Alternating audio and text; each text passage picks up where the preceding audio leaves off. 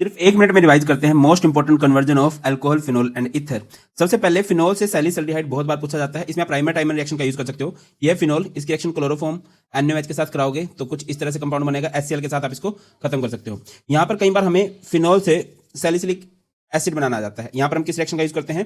Kolb reaction का, जिसमें phenol को ट्रीट किया जाता है NaOH के साथ। ये हो जाएगा ONA, फिर CO2 क्या बन जाएगा? OHCOONA एंड एंडिंग कर दी जाएगी HCl के साथ। तो ये हमारे पास बन जाएगा सैलिसिलिक एसिड। कभी भी आपको प्रोपीन से प्रोपेन 1-ऑल बनाना आ जाए, 1-ऑल का मतलब होता है एंटी मार्कोनिको फ्लूल का यूज करोगे, और एंटी मार्कोनिको फ्लूल के लिए आप हाइड्रोबोरेशन ऑक्सीडेशन करते हो। और अगर प्रोपीन से प्रोपेन 2-ऑल बनाना आ जाए, बीच में कभी भी ग्रुप लगाना है, तो मार्कोनिको फ्लूल का यूज करते हैं। तो यहां पर आप क्या कर दोगे? एसिड कैटालाइज्ड हाइड्रेशन, मार्कोनिको फ्लूल के अकॉर्डिंग OH बीच में लग जाएगा। आगे मूव करते हैं फिनोल से बेंजोक्विनोन। तो फिनोल की ऑक्सीडेशन कर दो। फिनोल की ऑक्सीडेशन के लिए sodium dichromate in the presence of sulphuric acid लिया जाता है। उसके बाद कभी भी फिनोल से 2,4,6 ट्राइब्रोमोफिनोल, 3 जगह पर ब्रोमीन अगर कभी भी लगाना है तो फिनोल को ट्रीट करो ब्रोमीन वाटर के साथ, तो ऑर्थो पैरा पोजीशन पे अटैक हो जाएगा। अगर फिनोल से कभी भी पिक्रिक एसिड बनाना है, पिक्रिक एसिड क्या होता है? 2,4,6 ट्राइनाइट्रोफिनोल।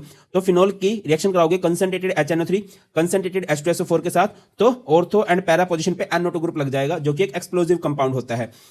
अगर कभी भी फिनोल से एनिसोल बनाना है, बहुत बहुत इंपॉर्टेंट है ये, तो सबसे पहले फिनोल को ट्रीट किया जाता है NaOH के साथ, सो दैट इसकी रिएक्टिविटी बढ़ाई जा सके। हमारे पास बन जाता है सोडियम फिनॉक्साइड। फिर आप इसकी रिएक्शन करा सकते हो CH3Cl CH3Br के साथ।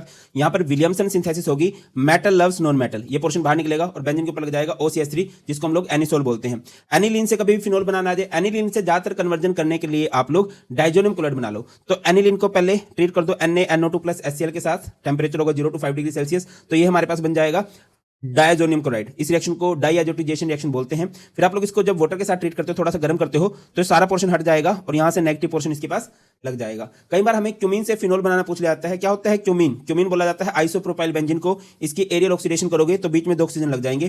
फिर आप इसकी हाइड्रोलिसिस करोगे तो ये पोर्शन यहां से बाहर निकल जाएगा, CH3CO बाहर निकलेगा और बेंजीन के ऊपर क्या लग जाएगा? OH।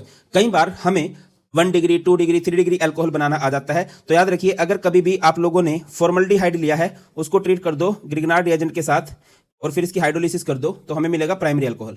अगर फॉर्मल्डिहाइड के अलावा कोई भी एल्डिहाइड है तो हमें मिलेगा सेकेंडरी अल्कोहल, और अगर आपने कोई भी कीटोन लिया है तो हमें मिलेगा टर्सरी अल्कोहल। बाकी कन्वर्जेंस की एक डिटेल वीडियो मैंने यूट्यूब पर भी अपलोड कर दी है।